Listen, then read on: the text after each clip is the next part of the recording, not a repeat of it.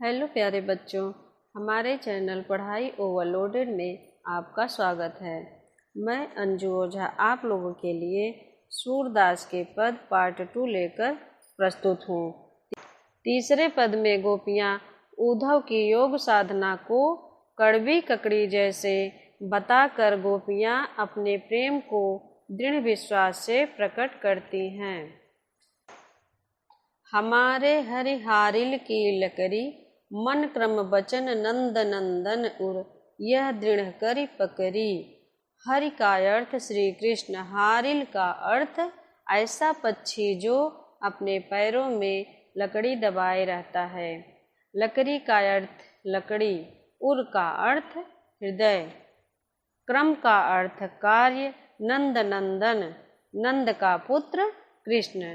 गोपियाँ उद्धव से कहती हैं कि हमारे श्री कृष्ण तो हमारे लिए हारिल पक्षी की लकड़ी के समान हैं। जिस प्रकार हारिल पक्षी अपने पैरों में दबाई लकड़ी को नहीं छोड़ता, उसी प्रकार हमने भी मन वचन और कर्म से श्री कृष्ण को दृढ़तापूर्वक अर्थात मजबूती से अपने हृदय में बसाया हुआ है। जागत सोवत स्वप्न दिवस निशि कान्ह कान्ह जकरी, सुनत जोग लागत हैं ऐसो ज्यों करुई ककरी। दिवस निशि का अर्थ दिन रात, जकरी का अर्थ रटती रहती हैं, जोग का अर्थ योग का संदेश, करुई का अर्थ कड़वी, ककरी का अर्थ ककड़ी। हम तो जागते सोते सपने में और दिन रात कान्हा कान्हा रटती रहती हैं। हमें तो ब्रह्म योग भक्ति ज्ञान सुनते ही ऐसा लगता है जैसे मुंह में कड़वी ककड़ी चली गई हो।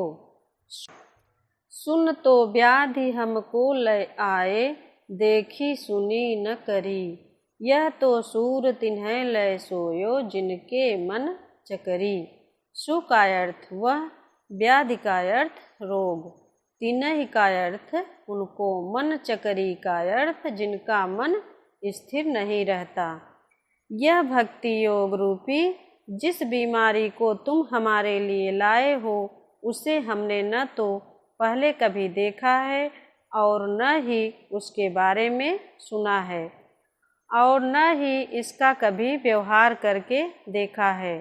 सूरदास जी गोपियों के माध्यम से कहते हैं कि इस योग को तुम उन्हीं को जाकर सौंप दो जिनका मन चकरी के समान चंचल है। हमारा मन तो स्थिर है, वह तो सदैव श्री कृष्ण के प्रेम में ही रमा रहता है। चौथा पद। चौथे पद में उद्धव को ताना मारती हैं गोपियाँ, कहती हैं कृष्ण ने अब राजनीति पढ़ ली है। अंत में गोपियों ने उद्धव को राजधर्म प्रजा के हित के लिए दिखाया है। हरि है राजनीति पढ़ियाए, समझी बात कहत कहत मधुकर के समाचार सब पाए। पढ़ियाए का अर्थ पढ़कर अर्थात सीख कर आए, मधुकर का अर्थ भंवरा, गोपियों द्वारा उद्धव के लिए प्रयुक्त संबोधन। मंतव्य का अर्थ मन को। गोपियाँ उद्धव से कहती हैं हम तुम्हारी बातें सुनकर ही श्री कृष्ण के मंतव्य अर्थात मन को समझ गए थे। गोपियाँ व्यंग पूर्वक ताना मारते हुए उद्धव से कहती हैं इक यति चतुर हुते पहले ही अब गुरु ग्रंथ पढ़ाए, बड़ी बुद्धि जानी जो उनकी जोग संदेश पठाए। हुते का अर्थ थे, पठाए का अर्थ भेजा।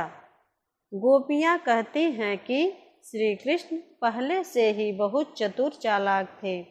अब मथुरा पहुंचकर शायद उन्होंने राजनीति शास्त्र भी पढ़ लिया है, जिससे वे और अधिक बुद्धिमान हो गए हैं। जो श्री कृष्ण ने उद्धव के द्वारा भक्ति योग का संदेश भेजा है। उद्धव भले लोग आगे के परहित डोलत धाये। अब अपने मन फेर पाई हैं, जे और अनीति छुड़ाए। पहले के अर्थ परहित दूसरों की भलाई के लिए, डोलत धाये का अर्थ घूमते फिरते थे, फेर का अर्थ फिर से। पाई हैं का अर्थ चाहिए या पालेंगे, आपुन का अर्थ अपनों पर। हे उद्धव, पहले के लोग बहुत भले थे, जो दूसरों की भलाई के लिए दौड़े चले आते थे। अब श्री कृष्ण बदल गए हैं। गोपियाँ कहती हैं कि वे मथुरा जाते समय हमारा मन अपने साथ ले गए थे, अब हमें हमारा मन वापस चाहिए। ते क्यों अनीति करे आपुन, जे और अनीति छुड़ाए। राज धर्म तो यह शूर, जो प्रजा न जाहि सताए। अनीति का अर्थ अन्याय। वे तो दूसरों को अन्याय से बचाते हैं, फिर हमारे लिए योग का संदेश भेजकर हम पर अन्याय क्यों कर रहे हैं। सूरदास जी कहते हैं कि गोपियाँ कहती हैं कि हे उद्धव, राजधर्म तो यही कहता है कि प्रजा के साथ अन्याय नहीं करना चाहिए और न ही सताना चाहिए। इसलिए कृष्ण को योग का संदेश वापस लेकर स्वयं अर्थात खुद को दर्शन के लिए आना चाहिए। आपको ये पाठ समझ में आया हो तो हमारे चैनल को लाइक, कमेंट और सब्सक्राइब जरूर करें। धन्यवाद।